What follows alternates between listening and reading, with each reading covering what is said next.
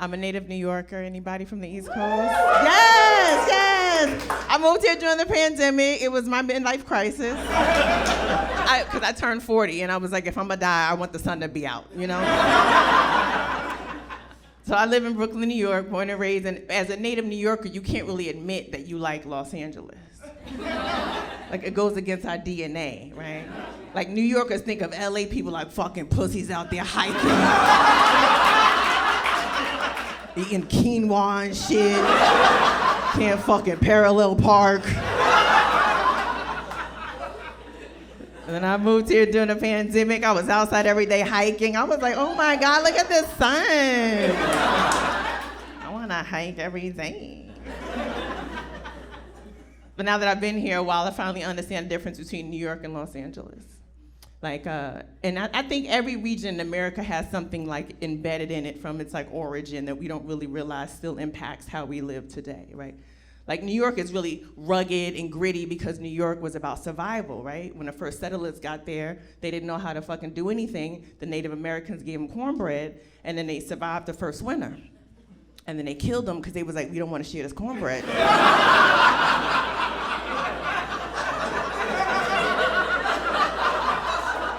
And that's the essence of New York. Like, who do I have to kill today to make it till tomorrow? LA's origin story is the gold rush, right? Everybody came out here to find gold. They was like, I'm gonna be the one to find a fucking nugget of gold and change my family's life forever. And that's why today everybody in Los Angeles is delusional. Yes. 100%. Fucking nuts. 100%. Everybody's like, I'm gonna be the one. No, you're not. I want a coffee grande, thanks, man. Thank you. But other regions are like that too. Like, I'll just round it out. Like, the middle of the country is all about like their land, right? That's what they did. They stole the land from the Native Americans, and that's why to this day they're like, they're coming. I need my gun because they're coming. They don't want to share their land that they stole from Native Americans, right? And they want to tell them, like, listen, Marge, this is North Dakota. No one's coming here. No Mexican film is like, listen, Fargo is where it's at. We gotta get up there when it's cold as shit. We gotta get there. Terrorists don't even give a fuck about North Dakota. You've never seen a terrorism movie where they're looking at a mall like, yo, this Panera Bread has got to blow up in the name of Allah. The South origin story is chattel slavery, which is why they're taking everybody's rights, right? Because they want to control and be in charge of a large population of people. That's really what it is. I feel like the South is like that ex that you thought y'all broke up on good terms, and they was like, I've been cursing you every single day. You have no idea. Like, that's the South. He's like, you thought it was over. It's not over until I say it's over. So that is the history of America in a nutshell. So now that I've lived here and I've seen the difference, I realize, like, New York is like that abusive boyfriend, right? New York is that abusive boyfriend that you stay with too long because the sex is good. And LA is that supportive boyfriend who gives you like forehead kisses and massages and like tells you affirmations every morning and make you have a great day. But the problem with that LA boyfriend is every night he wants to fuck you in the ass.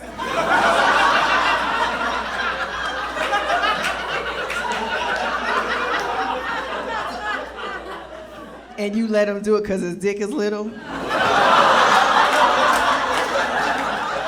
That's LA. You get fucked in the ass every day, just a little. Not enough to be mad and offended, but enough to be annoyed. You're like, again, LA, again? All right. That's life in LA.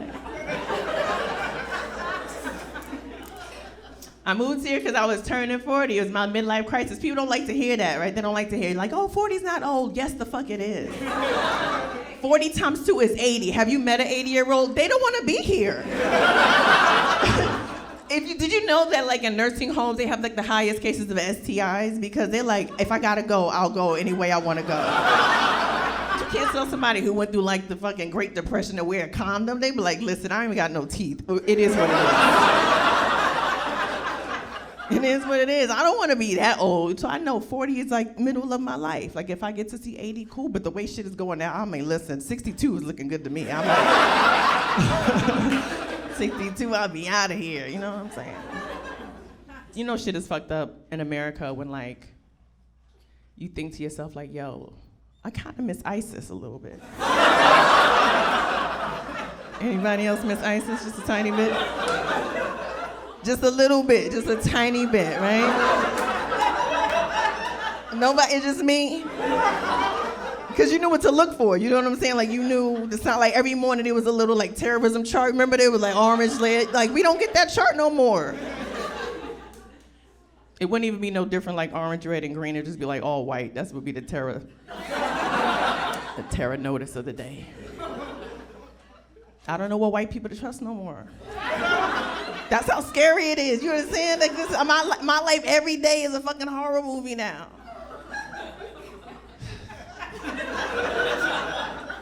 And there's always these incels. The thing I hate about incels is like, they always make it women's fault, right? And the lesson I get out of that, ladies, is really, it is our fault. Because we should have fucked more weirdos in high school.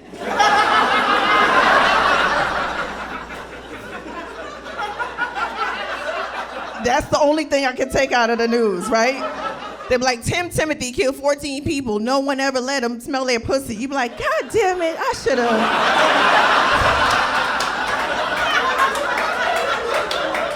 let him touch my titty in gym something. It's my fault. It's my fault. It's my fault.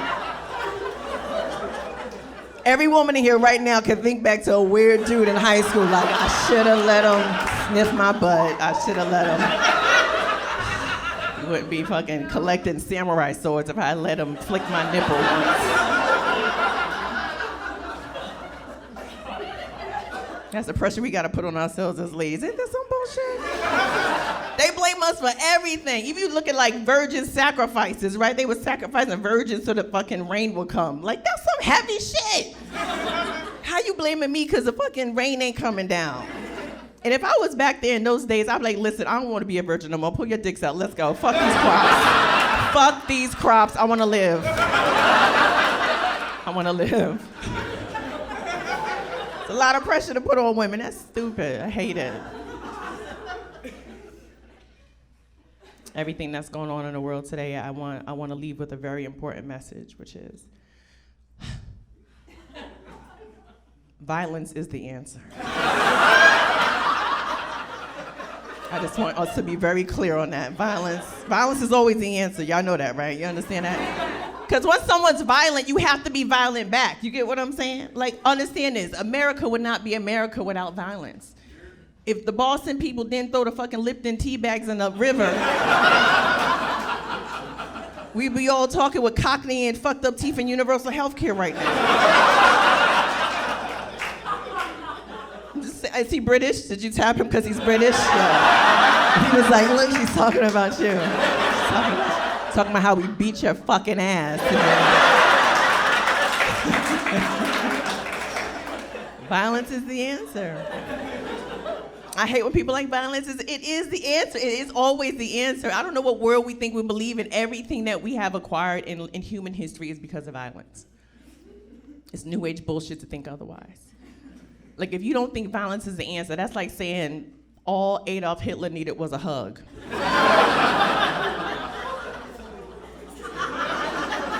Can you imagine him sending like a hug negotiator to his bunker, like, come here, 80, come here, bring it in. I know you got a lot of weight on your shoulders. The art's not arting. Just bring it in here. And he's short, so he'll be like up to here on me. I'll hug him. And he'll release that tension. And as his shoulders slope down, I'm gonna snap his fucking neck, because violence is the answer. Thank you guys, the name is Chloé. Enjoy the rest of your night.